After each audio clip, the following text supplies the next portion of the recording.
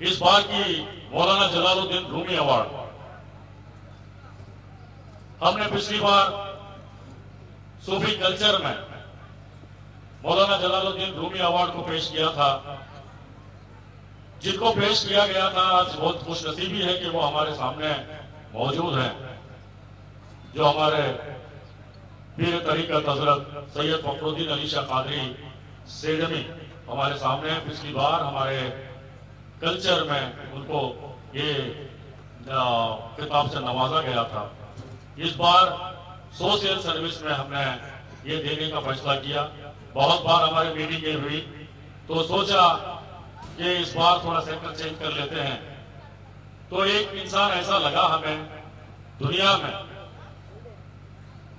अगर मदद हमारे पास में करते हैं तो कोई माने नहीं रखती, करना अच्छा है मगर उतनी माने नहीं रखती जो विदेश में होके करते हैं।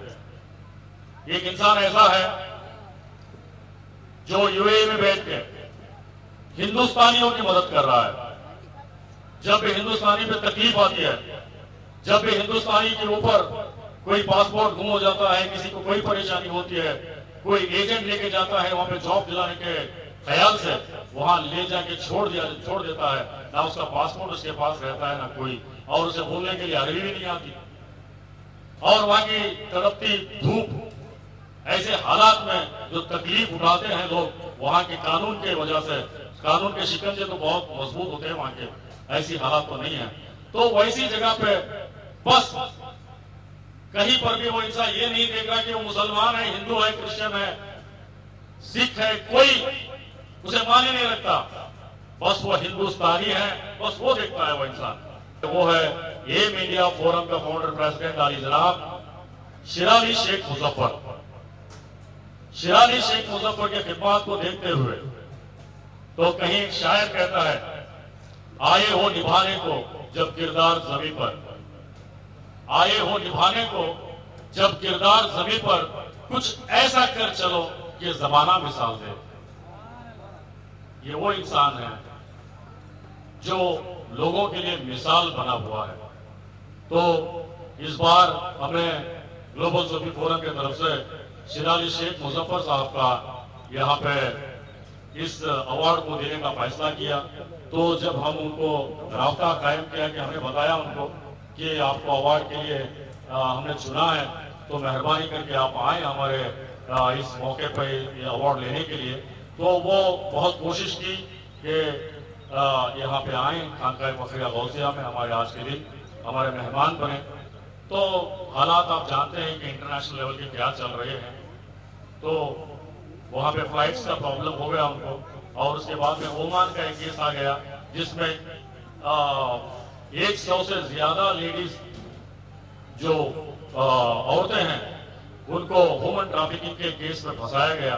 तो उनको निकालने के काम में वो मसरूफ रहे, तो वजह से यहाँ पे आ ना सके। तो वो उनका एक संदेश हमारे पास है, तो वो हमें बताए हैं कि आने वाले दिनों में जब हिंदुस्तान वो आएंगे तो हमारे बीच रहेंगे। हमारे तरफ से जो हमारे मौलाना जलालुद्दीन रूमी अवार्ड जो 2021 का है वो उनको प्रदान किया जाएगा, वो हमारा अवार्ड स्वीकार करेंगे। तो मैं उनके ताल्लुक से दुबई से वो एक 2 वीडियो क्लिप्स हमारे लिए आपके खिदमत में पेश किए हैं। मैं हमारे जो टेक्निकल एक्सपर्ट्स हैं मैं उनसे गुजारिश करता हूं कि वो स्क्रीन पे प्ले करें। बराए मेहरबानी आप सब लोगों से गुजारिश है कि आप सब लोग वो जो स्पीच है उनकी। अस्सलाम वालेकुम, मैं Shirali Shaikh Muzaffar, founder president AIM India forum. मेरा ताल्लुक कर्नाटक के कारवार जिला के शिराली गांव से है और मैं सूफी हजरत मोहम्मद गऊस मोहिद्दीन अली शाह कादरी को सलाम कहता हूँ और दुआ की दरखास्त। मैं आज इस खुशी के मौके पर ग्लोबल सूफी फोरम के सभी बोर्ड मेंबर को लाख लाख बधाई देना चाहता हूं कि वो हर साल की तरह इस साल भी बहुत बेहतरीन प्रोग्राम को अंजाम देने जा रहे हैं। उसके साथ साथ ये हमारी खुश नसीबी है कि इस साल का Maulana Jalaluddin Rumi award AIM India forum को दिया जा रहा है।